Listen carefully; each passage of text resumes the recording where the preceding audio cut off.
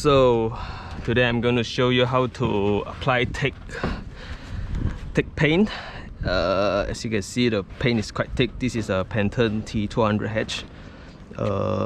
So to easily apply, we use a sauce bottle, typical tomato sauce bottle. As you can see, we just spread it like this on the surface. Just roll it. Just roll it like ketchup. You see?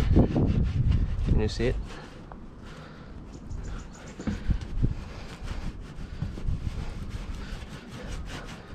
This minimum wastage a lot, man, because the paint is quite sticky. If you put it on the tray or something, it will stick on the tray and will leave a mess behind. So with this method, you just need to clean the roller, and this one you just keep refilling it. This should be fine. Spray like this, roll it.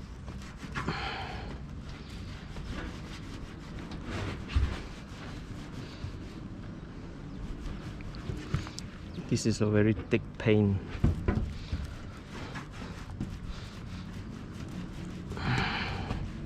See? Very smooth, very easy to apply, you see? No wastage.